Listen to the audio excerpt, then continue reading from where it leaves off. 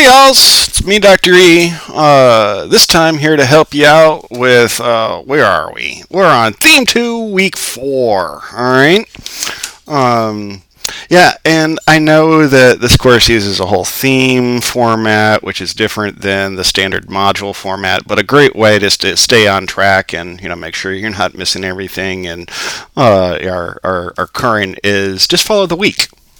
Right? Regardless of what it says for theme. The week will always be where you want to be.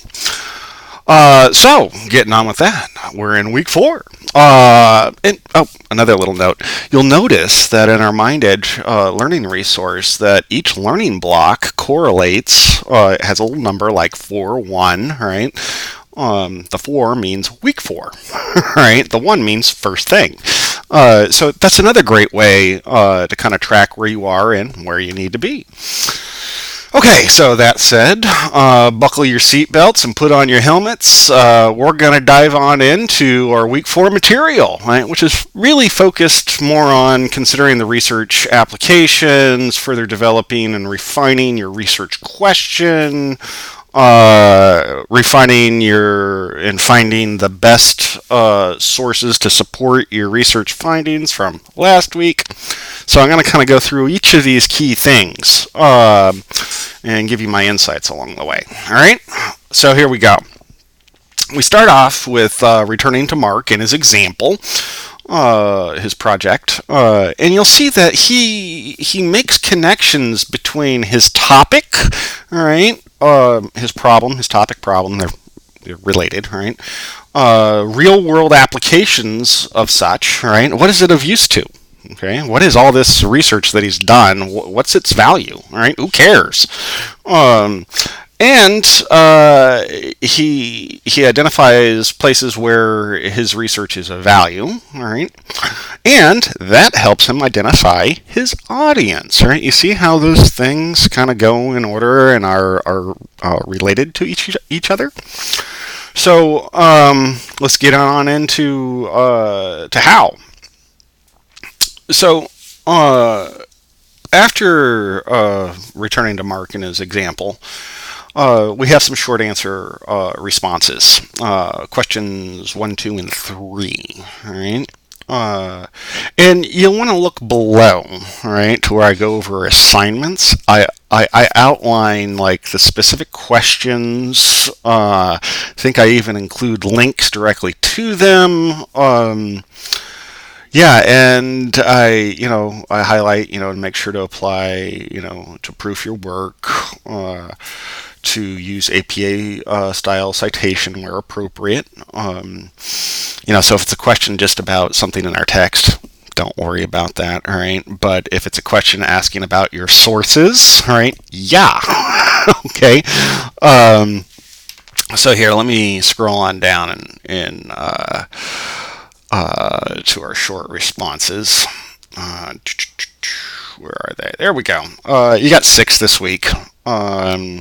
The first one is Mark believes that people who create apps restricting or changing interaction with social media might be interested in his research. Pretty good assumption.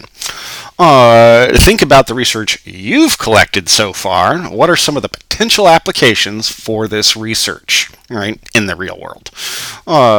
Another way you can put it is, what are some of the ways that this research could be used? Now, I want to stress, be detailed, all right? Be specific.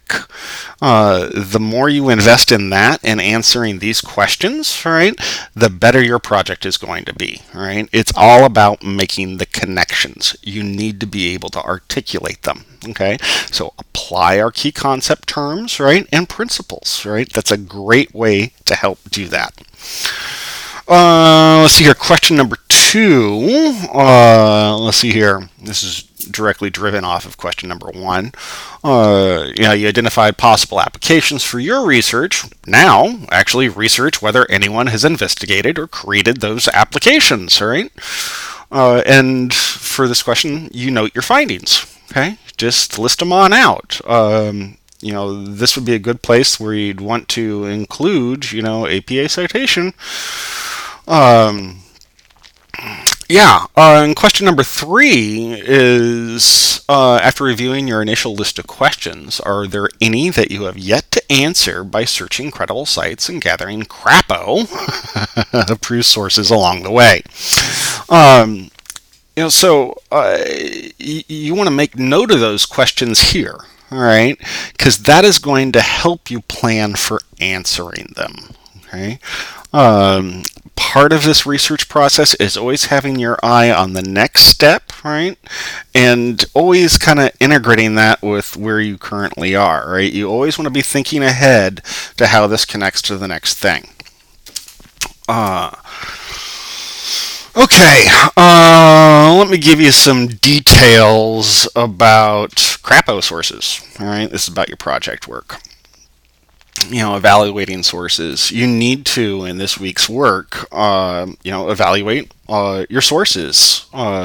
Save all of it. Okay, don't discard anything really. Right, like even if you don't use it, make sure to keep it in case you do need it. All right, because you don't want to have to go back. Oh, where was that thing? All right, and have to go back and try to find it out in the internet somewhere.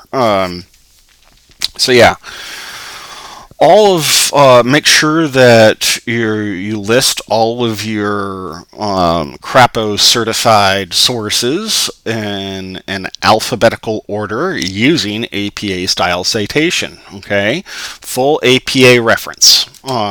Check out the APA appendix that I included in my last announcement. Okay, it has everything you ever need to know about APA style citation. Moving on to learning block 4.2, we focus on choosing your sources. All right, so you've created your list of credible sources, those that pass crapo. Now we want to refine those. Which are the best that support your findings? All right, that's what you want to reduce it to. Okay, and remember, don't just throw away the others. Keep them in a separate folder. All right, keep them saved. But take the 3. I believe that is the special number you need to have, at least a minimum of 3.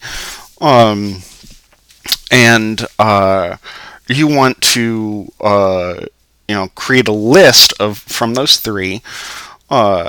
And you'll see how Mark does this with kind of a mind map. And there's a kind of a flow diagram in there as well about how he starts with his initial topic idea, narrows it in, IDs key things, gets more and more focused, and ends up with a very focused and specific research question.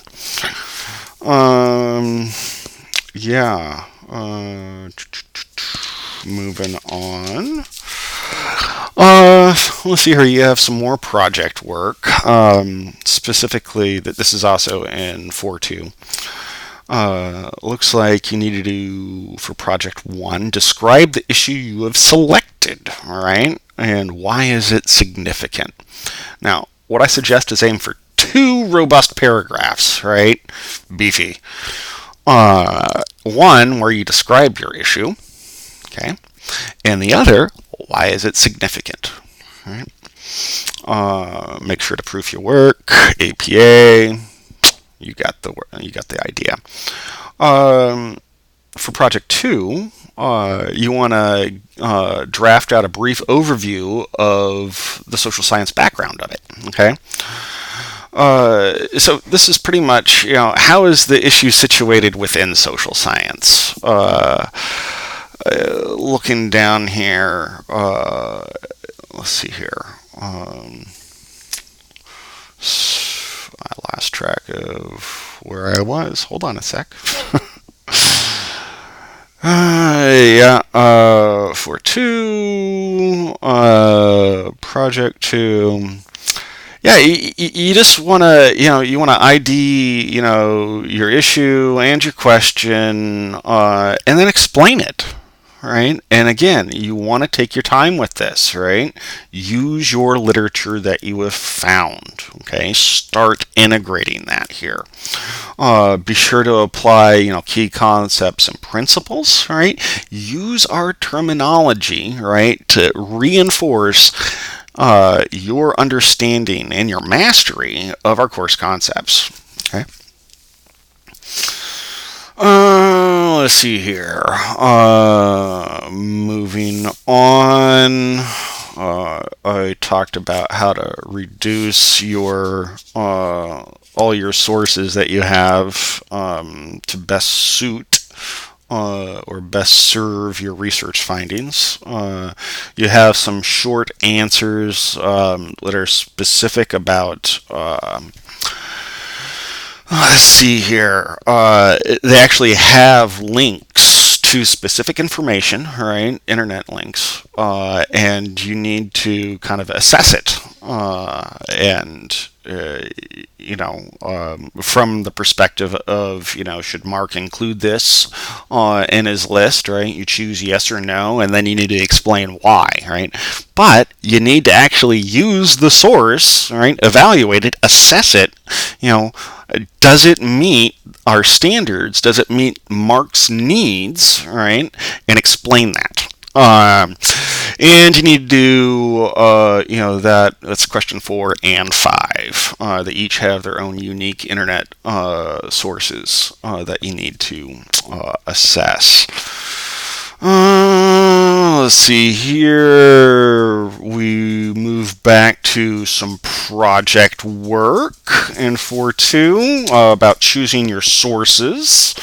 I mentioned this earlier. This is about where you reduce it to 3. Got to use APA here.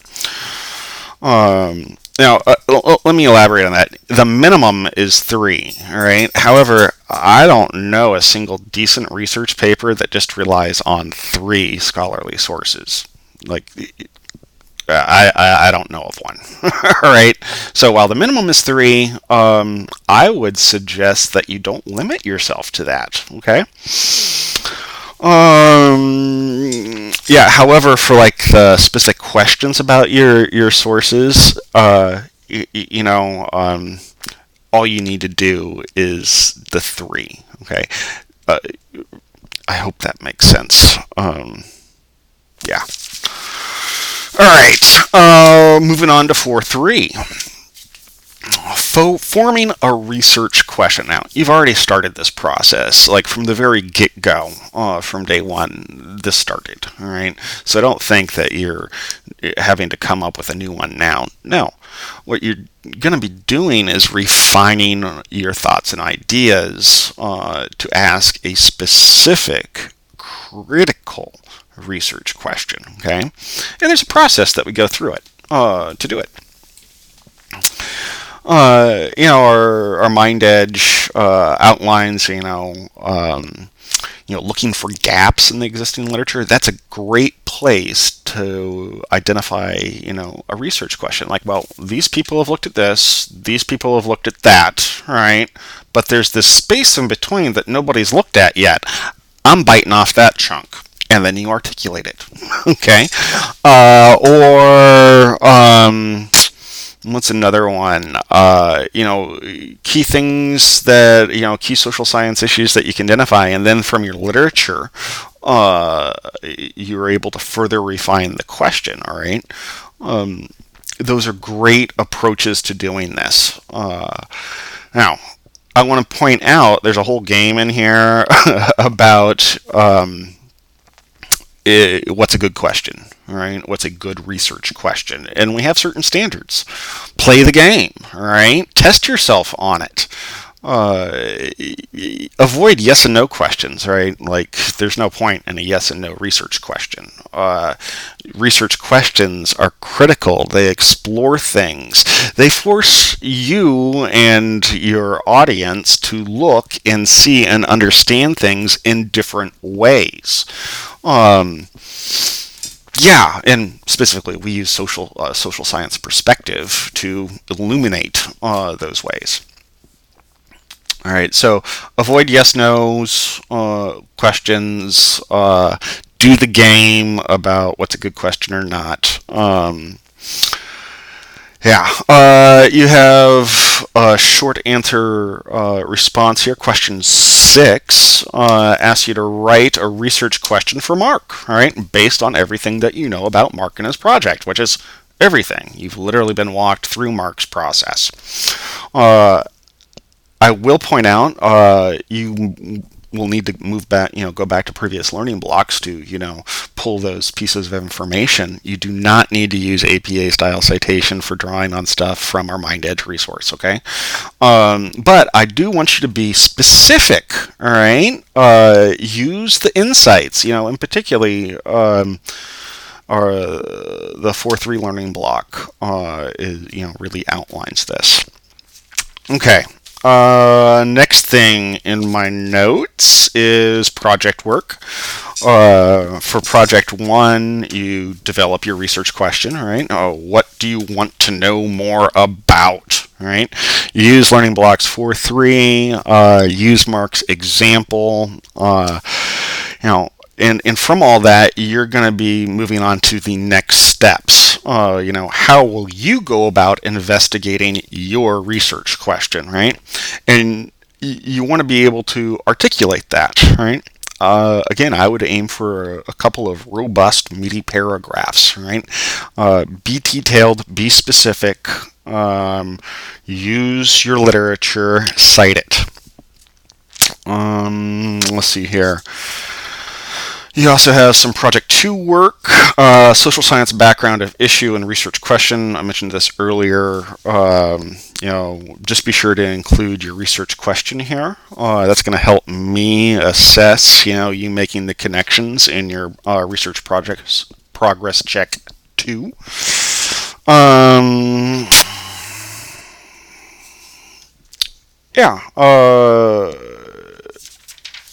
see here. Yeah, I think one of the final key things is you need to ID 3 potential audiences for your work. And what I would suggest here is I'm going to give you a basic model, all right? Blank because of blah, blah, blah. All right. Don't just identify the audience, students. All right. Say students because blah blah blah. You explain the blah blah blah. All right. And I would use that sort of approach here. It's going to help you. Help you make the connections between your research question and audience, right? And it's all about the why, the because. So this all brings us together, you know how our MindEdge resource has these specific little exercises and assignments built into it, but then at the end of the week's materials, it gives you, if you've saved it, it'll have it all there, and you just go back over, proof it, insert your citations, apply your critical thinking, course concepts, right? This is a final, pause to include all those things, right? Because the more you invest in that, the better your project's going to be in the long run. So, wow, 18 minutes. I'm sorry that it took so long. I will leave it there, and don't hesitate with any questions. I'm at your service. Take care, y'alls.